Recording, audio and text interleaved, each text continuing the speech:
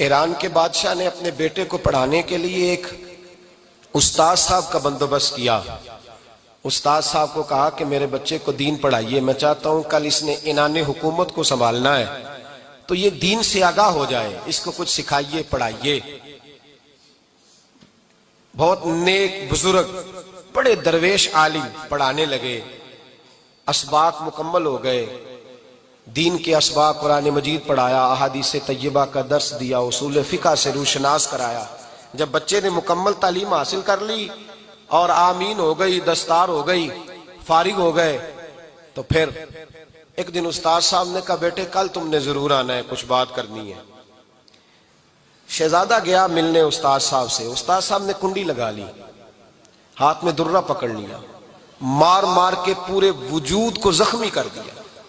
कोई गलती नहीं, कोई बात नहीं, मारा। अब बच्चा आया आके बादशाह सलामत से कहा कि अब्बा जी समझ नहीं आई, बड़ा मारा है उस्ताद ने। तो सियाने थे ना बादशाह, यहां तो कारी साहब रोज कटहरे में खड़े होते हैं, मौलवी साहब आपने मेरे बच्चे को क्यों मारा है? आप 8000 के मौलवी हैं, मेरा कई करोड़ का बच्चा है, सवेरे बदल लेंगे। खबरदार आपने बच्चे को हाथ लगाया तो अपनी हैसियत में रहे माज़अल्लाह। जो कौमें उस्तादों को कटहरों में खड़ा करती हैं वो तरक्की नहीं कर पाती, जो उस्तादों को कटहरों में रोज खड़ा करती। कहा अब्बा जी बड़ा मारा है, तो वालिद बड़े समझदार थे, कहने लगे बेटा उस्ताद बाप होता है, वो ज्यादती नहीं करता, कोई बात होगी, मैं तेरे उस्ताद को कटहरे में नहीं बुलाऊंगा। अम्मा से बात की, अम्मा कहने लगी बेटा मैं तेरे बाप से कैसे बात करूं, डर आता। वक्त गुजर गया, 22 साल बीत गए, 22 साल गुजर गए। बादशाह का इंतकाल हुआ, शहजादा तख्त पे बैठा। पहला हुक्म ये दिया कि मेरे उस्ताद को बुलाओ, पहला हुक्म। उस्ताद जी बूढ़े हो गए थे, छड़ी के ऊपर टेक लगा के आए और भवें सफेद होके झुक गई थी। यूं आंख खोल के बड़ी मुश्किल से देखा, कहने लगे शहजादे हुक्म हो। कब मैं शहजादा नहीं, अब मैं बादशाह बन गया हूं। उस्ताद जी 22 साल बीत गए, आपने मारा था, पर वो दर्द चूंकि ज्यादती की थी, मेरा कसूर कोई नहीं था, तो ना मेरी रूह से दर्द गया है ना मेरे जिस्म से गया है, मैं बेख्तियार था, पूछ नहीं सकता था, आज बाइख्तियार हुआ हूं। सबसे पहले पहला हुक्म आपको दिया, बुलाया है, बताए क्यों मारा था, क्यों मुझे मारा था, मेरी ज्यादती बताए।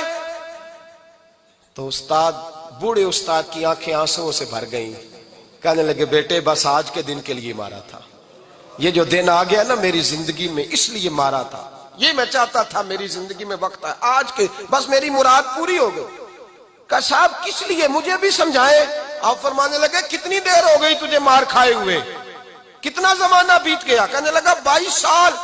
फरमाया जख्म भूले तो नहीं, दर्द खत्म तो नहीं हुई, तुम्हें बात एक मिनट के लिए भी तुम्हारे हाफजे से महव तो नहीं हुई? का उस्ताद जी रोज रात को याद आती, रोज ख्याल आता था।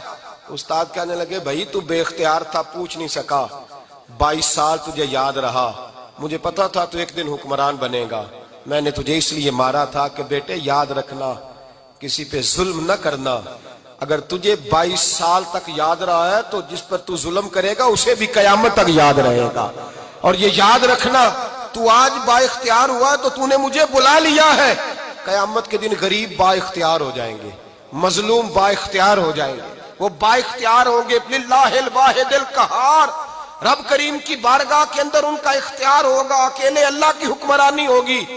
फिर वो बुलाएंगे बड़े बड़े कज कुला, दुनिया में जिनकी पगड़ियां ऊंची थी वो सर झुकाए खड़े होंगे, दुनिया में जो डिक्टेटर बनते थे उनकी पुश्तें लाल होंगी, उनको गद्दार लिखा जाएगा, कयामत तक नहीं भूलेगा। जुल्म करना तो सोच समझ के करना, इतना करना जितना तुम सह सकते हो, इतनी ज्यादती करना जितनी कयामत में तुम बर्दाश्त कर सकते हो।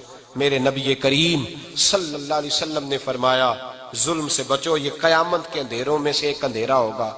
जिंदगी में ज्यादती न करें, अगर थोड़ी देर के लिए कोई चीज बर्दाश्त कर जाएंगे तो वो फायदा दे जाएगी, कुछ देर के लिए अगर सह जाएंगे तो नफा मिल जाएगा, सहने की कोशिश करें लेकिन ज्यादती न करें। नजर को, सोच को, जहन को पाक रखें और मेरे भाई जिंदगी पूरी जुल्म से बचें।